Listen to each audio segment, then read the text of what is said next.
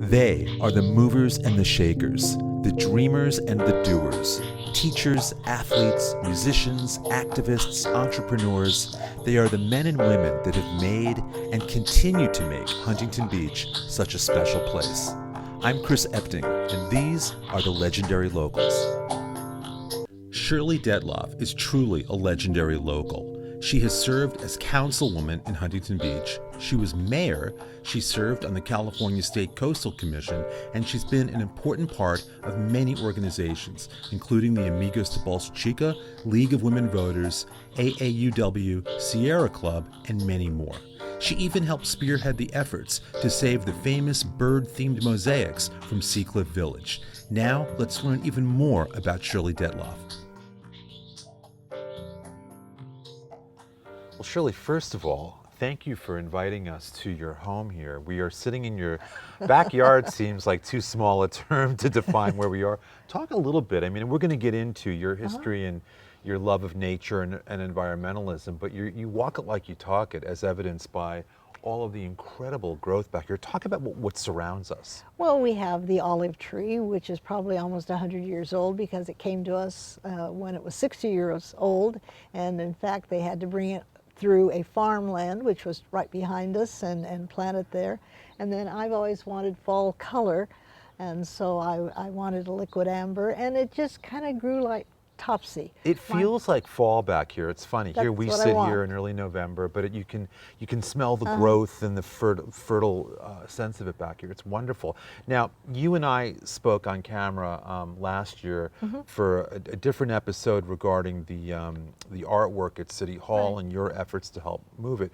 As I came back here today, I couldn't help but notice you've got a couple of the pieces back here. You've got one of the pelicans. Yes. You've got some of the tiles. It's great that you wound up, given your efforts to preserve and save so much of that artwork. It's great that you've got some evidence of it back here. Well, my husband was working in Australia at the time, and I called him and I said, I'm doing a project now where I'm bringing the art from the Seacliff Shopping Center over to City Hall. And I said, one of the pelicans I've always wanted. Now, would you mind if I spent a little money buying a pelican? And he said, go right ahead. And so when he came home, there was the pelican all ready to be propped up on its pedestal. And you even got one of the original pilings that over here. One wonderful of the pilings, artifacts. So, and a few pieces of the tile, because I was so intrigued by that project in that the wife of the man who built the Seacliff Shopping Center, had seen this done in Hawaii. Right. She brought it over here, and I had always, I love Seacliff now, but it was very interesting in those days to see the artwork that was put in place there, and I was so glad our city wanted it, brought many of the pieces to City Hall. Absolutely. Shirley, over your years, I mean, you've served on, you were mayor, obviously, councilwoman for years, you've served on countless boards and foundations, and really you've become a part of city history. When you think back, I've always felt there's this kind of untold story, starting in the 60s, of a group of women in Huntington Beach, of activists, who, when you look at the wetlands today, were it not for those efforts, there'd be probably a lot of development there. When you look at the beach today, there could have been a lot of development right on the sand. And it really is a great story. You're a big part of it. Am I right with that? How do you look at that story? Who are the other people involved? Talk about yourself and the women that you worked with to get so many things done in the city. Well, I think when I came down, one of the first groups that I aligned myself with was the beginnings of the League of Women Voters here in Huntington Beach. And that's where it really all started. And this is in the late 60s? Yes. We moved here in 64, and it may have been in 64, 65 that I was invited to attend their very first meeting. I attended. I was really loved the work they were doing and what I felt would be an education. I came from LA County and I came from the Valley, and I know that if I'd stayed there, I would not have had that opportunity to involve myself. And so I became very much involved with the League of Women Voters, which led to me being appointed to the environmental board. That was one of my first official duties, and it offered me just so many wonderful opportunities. But when I looked around, that was the beginning of seeing women on our city council, and we always kept track of what the city council was doing, so we were kept up to date. And when we saw projects that needed our help, we soon joined forces. out of the League of Women Voters came the study for the Bolsa Chica. Yeah. This group, and certainly men were involved with us. Right, but there was, but I took, think we have the context of in the late 60s, there was sort of an assumption that women would be home. It was a much more Yes. traditional kind of thing. So to break out of that really was a bold move. Well, for me, I expected. I went to college, graduated from college with a teaching degree, UC Santa Barbara, and then we moved down here. But my expectations, even at that time, was I would marry. I did get married. I would have children, and I would stay at home raising the children. That was the expectation. Right. And then new thoughts started happening. Hey, you know, you can do a little bit more than that. Do you think the group, the League of Women Voters, did that group sort of help predicate some of those thoughts? Yes, Who were some of the people that you worked with that were friends of yours that Ruth you think about? Finley, Charlene Bauer. There's just such a list. Norma Gibbs. Margaret Carlberg. Margaret Carlberg, Kay Goddard. These were women who were part of that group, the League of Women Voters. Now, that's not to say that we didn't have children at home, and many times we'd have to bring our children to those meetings. I mean, we were raising our family. It was a time when a woman suddenly was told she could do everything. Mm-hmm. And so how are you going to use that newfound ability to do everything? And sometimes it took a little maneuvering to be able to take care of your 6-month-old baby and get to a meeting, but women found a way to do it. And I think we started losing some of this, maybe, I hate to use the word power, but involvement, when women started then going back to work. Women were getting their college degrees, and they wanted to use those degrees. Mm-hmm. And so they started going to work in a variety of fields. And so maybe we didn't have the time we had originally to spend on community activities. But the whole intent was, the first thing we did was a study called Know Your Town. So we went to city council meetings. We met with Don Shipley, who was then on the city council, in his living room on, right downtown. And we just had all these wonderful associations. And I think the older I get, the more I appreciate what that group did for me, the doors it opened for me. That gave me the thinking, really, I could do anything I wanted. I could be on the planning commission. And Grace Winchell appointed me to that, and then I knew if I wanted to go further and be involved in government, city council was next. And so there's just been, steps along the way, and maybe I got started a little later than some, but you made up for it certainly. And I'm still active. I love this town, and I want the very best for it, and what I can do, I'm going to do. When things come along that I think require a voice, I'm going to be that voice. Because I feel it's important I don't care how old you get, it's important that you be involved in your community.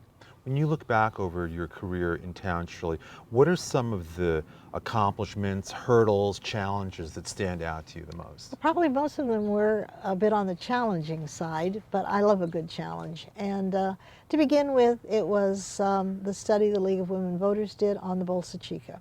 And I became obviously very, very involved with that. What was it about that motivated you? Well, first of all, it was a very large area that needed to be saved. Most of us, when we moved here, it was just an open area with some water. And when we learned the value of a wetlands, it became important to save that. And none of you came at this from a background. You kind of learned this as you went along, right? It wasn't you were scientists. No. This was just something that you felt needed to be done. Yes. And the strength of the group allowed you to at least call some attention to it. Exactly. So I've spent 50 years. And I'm still on the board of directors. What do you think today when you walk at the wetlands or go to the wetlands? It's got to be an amazing feeling to look at the open space. Well, I look at it and I think to myself, I'm so glad I was involved in those early days. And then I spent until I went on the city council when I felt it was appropriate for me to leave because of voting and my relationship with both the city and the Coastal Commission. Then when my terms were over, I went back on to the city council. So the Bolsa Chica, extremely important. And then when I was on council, something that I'm very proud of, something I did with Ralph Bauer, and that was the human dignity statement. Talk about that a little bit. Well, I felt it wasn't something, well, something did happen. We had a lot of skinheads that had not come into the community, they were recruited. 80s, early 90s kind of thing. Yes. And we were starting to get a bad reputation for these young men. And so that was, my attention was drawn to that because as a city council member, I was called by a reporter in San Francisco. And the reporter said, I understand you're the skinhead capital of California. And I thought, I don't think so, but let's take a look, let's see. Even getting a call like that, Yeah, it's got to cause alarm, right? Exactly. And so I took a look. I knew they were doing some recruiting of young men in our high schools. And I thought, I think we've got to take this seriously. We've got to say, this is not the community that I want it to be. I want it to be a community that accepts all. And so with our police chief, Ron Lowenberg, and Ralph and I, and Rusty Kennedy from the county, we sat down and said, what do we want out of our city? And we want a city that accepts everyone, that will stand up for anyone, regardless of their religion, their color, their educational background, their political beliefs, their economic levels. We want everyone to feel that they're accepted. And so we wrote down what we felt was this statement that said all that. And every council has supported that since then. And you know, times can come when that human dignity statement is being challenged. Well, the last couple of years have been fairly tumultuous. Well, yes, and how does it make you feel to know that you sort of laid a foundational piece that all of a sudden becomes more relevant, not less relevant, when it's confronted with, you know, different kinds of debates and conflicts and things that go on? Well, I feel it's the foundation. It's a foundation piece that says, no, these things that are happening are not within our belief system.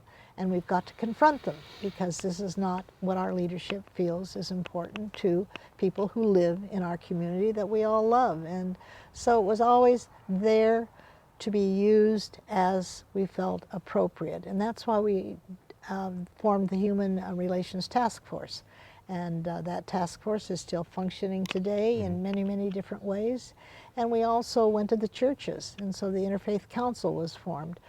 Because we knew that this kind of a statement would not survive unless we had the backing of the various religious leaders.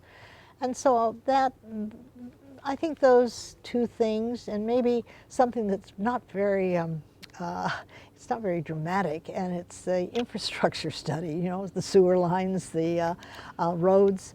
But I knew stuff matters. I mean, to me, it was the foundation of our city. Without them, the city, you know, you can collapse upon yourself. So I started a study with all of the department heads that would be a part of that kind of a study.